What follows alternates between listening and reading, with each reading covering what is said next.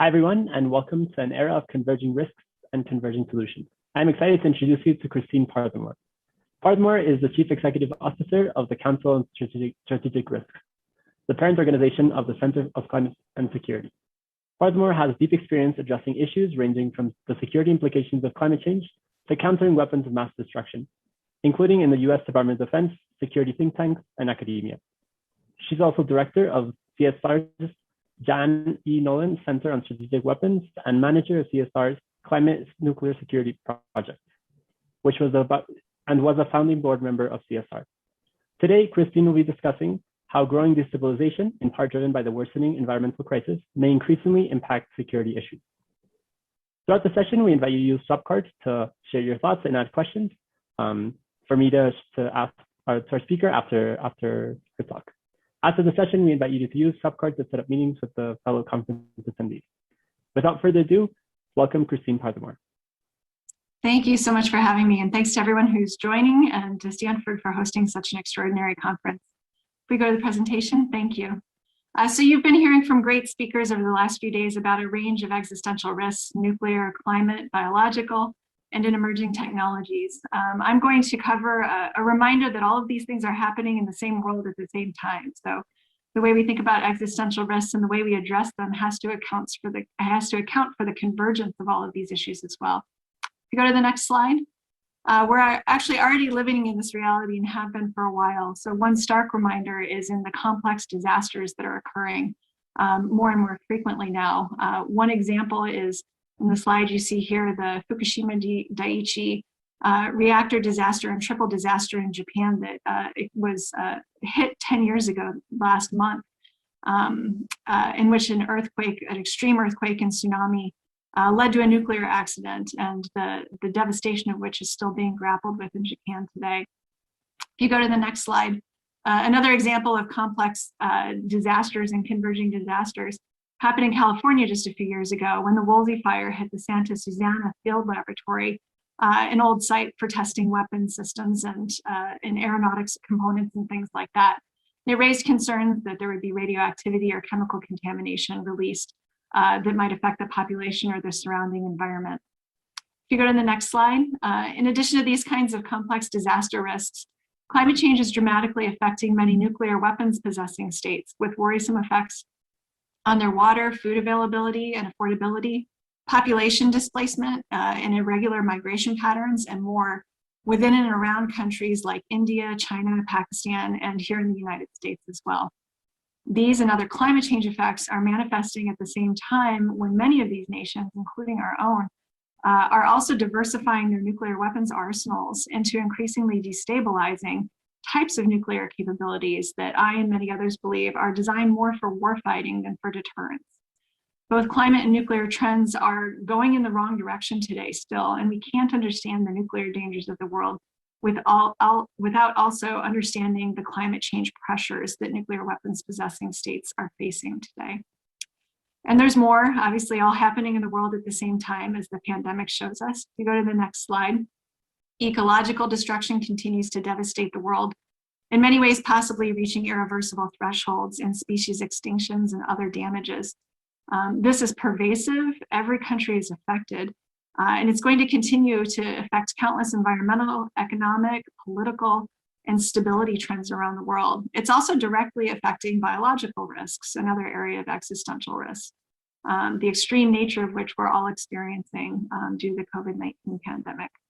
If we fail to understand how all these risks converge, at times directly or indirectly influencing each other, and at times simply coinciding in the same place at the same time, we're going to be at ever greater risk of systems failures that cost lives, devastate economies, and greater threats that affect the stability and security of the international community. So if there's any good news to be had here, it's that there's also convergence in the solution space, some of which is in dual use technologies that you've been discussing over the past few days that we'll talk about here. If we go to the next slide. For example, there's serious concerns about the convergence of uniting biotechnology, AI and machine learning, automation, robotics, and other tools. So if we picture a state-level industrial scale biological weapons program, like the one that the Soviet Union used to have in prior decades, enhanced by these types of tools and technologies that we have today, this is a truly existential risk. This could truly end humanity, this type of biological weapons program. At the same time, the combination of these same tech and tools can be used to help detect emerging infectious diseases quickly and stop them in their tracks before they cause mass effects. So the potential good emerging in this area, this combination of bio and AI and machine learning and other tools, is game-changing for how we think about addressing systemic and existential risks as well. Which leads me to one other overriding point regarding all of this that I hope you will all take away, and that's that we have to be bold in addressing existential risks. There's no time for incrementalism or for waiting for conditions to improve before we start this hard work. All of these stressors are being experienced by almost every nation in the world today already. As my colleague Andy Weber shared yesterday, while it won't happen overnight, the technologies exist today to envision a world where we could actually halt emerging infectious diseases in their tracks before they reach pandemic scale.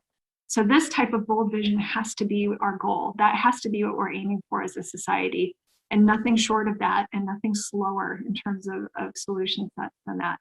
This ambitious work of this type could also rob biological weapons of their future salience for anyone who may be considering them. You heard yesterday about the climate impacts of nuclear winter, I believe, as well. This reminds me of when I left the Defense Department in 2015, and for years I found actually very few nuclear experts working on new ideas for the future of arms control to succeed the types of agreements that we have in place today. This is at a time where there's clearly an arms race mounting. Nuclear dangers are getting worse, and yet there's not the high enough effort that you would expect to put in ideas for how to actually walk that back and arrest it. So an example of a new type of approach was put forward by Rose Godmiller, who you all heard from, I think, earlier today, who's put forward the idea that we should pursue a nuclear-only successor agreement to the Intermediate Range Nuclear Forces Treaty, which is an idea that I and others fully support. For CSR, we have a paper coming out tomorrow setting a framework for these types of steps in the future of arms control to hopefully help carry forward away from some of the dangers that we have today as all of these different existential risks continue to mount and place pressures on our societies. The interrelated nature of many existential risks also means that solutions in many of these areas have dividends that they will pay that far exceed what's calculated for their immediate purposes. So we have to keep in mind the value of those investments, and the high return on investment needs to be calculated today into the urgency to solve these things and address them. So work on ecological insecurity and the climate crisis, for example, will help reduce biological threats. They will help lessen some of the drivers of conflict and instability that many nations are facing, including nuclear weapons possessing nations. One obstacle that needs to be overcome is that many government agencies, philanthropies, and academic organizations still remain siloed in the way that they fund research, conduct analysis, and try to come up with solutions and different tools to address some of these types of existential risks. We need more multidisciplinary work and more emphasis on types of career paths that you might all be considering that would allow you to cross over into many of these different areas, the way I've been able to benefit from doing in my career. We need all your smart minds working across these areas, not sort of within silos within them. I'll wrap up here and take questions. And again, thank you for everyone for joining. Just want to note that this audience is filled with some folks of some emerging generations and future leaders. And I think most of the people here probably intuitively understand the convergence of different existential risks and just how dangerous of a world that puts us in if we don't walk some of these things back, because younger generations, of course, have grown up in a world in which that's simply reality. And you don't know, you haven't experienced reality when things seem simpler and more compartmentalized. But we don't have the ability to do it that now, and solutions should not disproportionately fall on future generations or younger generations that are with us today. So I and my colleagues at the Council on Strategic Risks are obviously committed to addressing these specific issues. If we go to the final slide, our contact info is there if anyone needs it. We're committed to addressing these issues, including in the way that they converge, and in understanding how solutions in that area can help make the world a little bit safer across all of these different risk areas. Thanks again for having me, and I'll take questions now.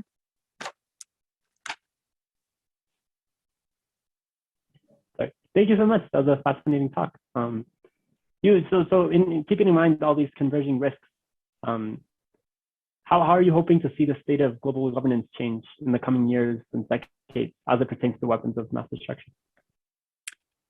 Yeah, it's a great question. I think we need more flexibility and creativity. So there is movement in the past decade or so toward building in additional mechanisms for trust and collaboration among different subsets of countries that didn't necessarily take the full international community agreeing on something to move forward. So we still need to keep international treaties, especially ones like the Nuclear Non-Proliferation Treaty and the Chemical Weapons Convention, that are in place that are nearly universalized. Those need to stay in place and they need to be strengthened. And their remits need to be sort of right-sized for the types of risks that we face today, and they need to be supported sufficiently. But we also need a whole lot of different mechanisms for cooperation, and we can't wait for the years to decades that it takes to formalize international legal agreements to make progress on these things. We need to find other nations and other organizations and non-governmental mechanisms for cooperating and driving action, and kind of thinking of it as building blocks toward a more stable future across the full range of these risks. Mm-hmm. And you also mentioned converging solutions. What do you see as the most promising approaches there? Yeah, so in the biotech and advanced analytics side, I think coupled again with automation and robotics and things like that, that obviously it would be less powerful if you didn't have some of these trends like the dramatic reduction in costs of sequencing and gene synthesis and things like that. But some of the breakthroughs that we've had in the last 5 or 10 years, they've been envisioned for decades, but weren't a reality. So it's one of these things where you don't know exactly what that combination of things is until somebody tools around and finds a new approach that may involve material sciences or countless other different things. And we need to have more environments like our national labs and cutting edge universities that kind of emphasize and encourage that type of tooling around across disciplines. Hmm. You also mentioned the start of a new nuclear arms race. Would you mind expanding on that a bit and what's the landscape? Sure. So I believe strongly that we are in an arms racing mentality that started during the Obama years. So it actually started, I believe, while I was at the Pentagon, including working on nuclear weapons issues. So you had this growing emphasis with Russia that we needed a like for like capability for theirs. So if they have a specific type of nuclear weapon, then we have to have that same type, or else deterrence and strategic stability will get out of whack. That is actually pretty different from a lot of past nuclear deterrence theory, and it's dangerous. And what it's led to is that, as soon as one side ratchets up a little bit, the other one does as well, and you get back into this racing behavior. So we had President Putin of Russia, for example, several years ago, announce a range of new nuclear weapon types that he was endeavoring to create for Russia. And the United States response was that we needed to diversify our nuclear weapons capabilities as well. So we have a very strong deterrent and a robust nuclear arsenal already. Why we need more different types of nuclear weapons is I don't think it's actually true that we need to move in that direction at all.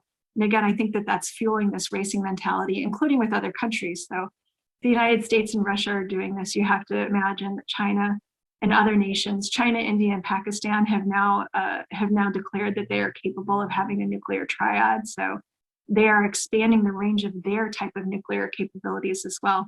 This is emerging into an area of tactical nuclear weapons and the so-called low-yield nuclear weapons that, of course, are not low-yield at all, that are meant much more for that sort of frontline warfighting mentality. And the more different countries endeavor into these nuclear capabilities, the more complex stability among all of us is going to be, and the harder it's going to be to unwind. So what we're proposing and what Rose Gongmuller and others have proposed are some of these steps that just walk some of those things and dial them back to where we were maybe a decade or so ago.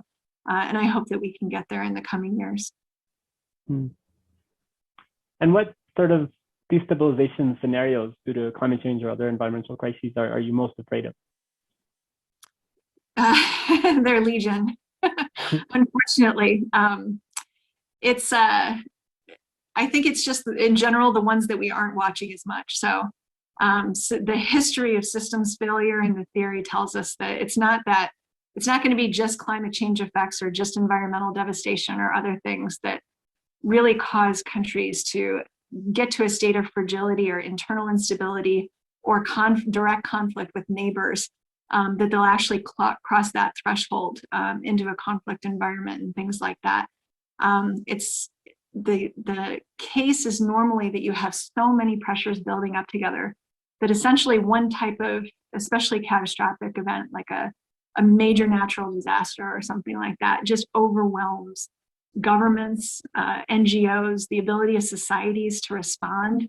Well, you saw, I mean, I had colleagues in Texas just a couple of months ago who were experiencing both that deep freeze. They didn't have water or electricity and they were in the middle of a pandemic. So you find societal fragility in these cases when you're pushed just a little bit too far on all of these different things. So the scenarios I worry most about are actually these convergence areas where we have climate scientists who are looking at dramatic climate change effects across much of the world. And are we also looking at the biological risks in these areas and the political risks and the economic risks and things like that? We need to have that holistic approach in how we think about both the stability of nations and of the international system as a whole, but then also in thinking about how we go about cooperation. So what we should be doing is parlaying this into our diplomacy and how we think about relating to other countries.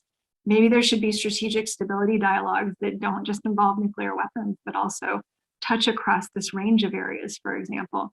Even if that has to occur at a non-governmental level to start, opening more dialogue about just how much pressure our societies are under from all of these different directions, I think would benefit our ability to find solutions and cooperative approaches forward in the future. How concerned are you about natural pandemics like COVID-19 and perhaps more engineered pandemics that we might see in the future? Yeah, so at the extreme risk of catastrophic biological events, I'm most worried about an engineered, potentially something, a naturally occurring disease that's enhanced. So I have a lot of worries about gain of function research, though I know that there are some potential benefits that people focus on with that. But if you think about part of our work at the Pentagon focused on biological weapons programs, both of the past and ones that we're currently worried about by nations around the world or nations that might be on the cusp of that. One of my big worries actually connects the two of them, and that's that the US response to COVID-19, even though we did a great job at developing vaccines quickly and some of these other things, obviously the response in whole was very, very, very lacking in a wide range of ways. And I'm worried for the United States, as well as countries like Brazil and others that have had relatively poorer responses. I'm worried that a country that might have been considering biological weapons in the past or that might in the future as a strategic weapon will look at these responses and say, COVID-19 tells us that this is the Achilles heel of the United States. Why don't we endeavor more in this area? Or hedge up in that direction, even if they don't cross that line, which you can do with just a normal biotechnological economy these days. So I'm kind of worried about the incentives of perverse incentives being created by this pandemic that might create even worse biological weapons risks than what we think we have on the table today. With such a wide array of future risks and sort of a need for interdisciplinary approaches, what would you recommend or what would you advise to young people today seeking to reduce these risks? Do it.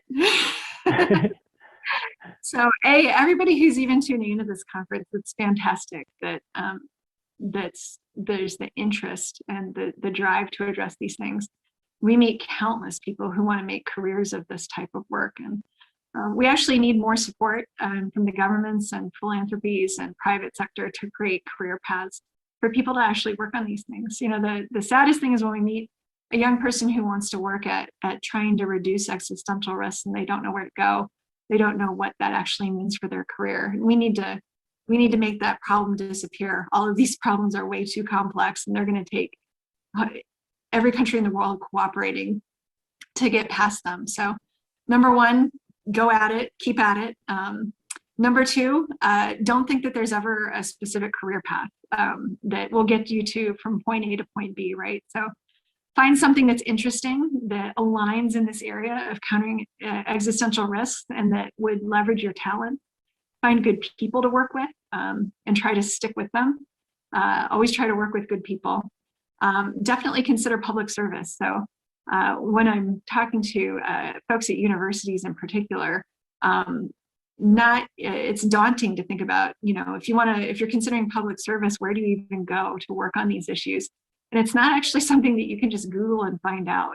It's not easy to decipher the bureaucracy, but if you go into the diplomatic corps or to public service and national security, kind of in any field, let alone in the sciences at the national labs, things like that, there's tons of room. You find out once you're in there are tons of programs and different things that you could do with your career that you never would have dreamed even occur because they're largely off the radar of the public, but that actually allow you to cooperate with people around the world to make a tangible difference in reducing biological risks, increasing biosecurity and biosafety at different spots around the world, to working with other countries to find common ground on things like addressing the climate crisis and things like that. So talk to everybody you can, do informational interviews, but also just keep an open mind. So I think more and more we're starting to get into an environment where people actually are going to have the ability to move around and try different things. And whereas if you're in the hard sciences and things like that, I know it can be a little tougher. If you're in the social sciences or international relations or that type of thing, I think that there are going to be in the future much more chances than there have been in the past for smart people to try and make a difference across sort of the range of these things: nuclear issues, biological issues, climate issues, et cetera.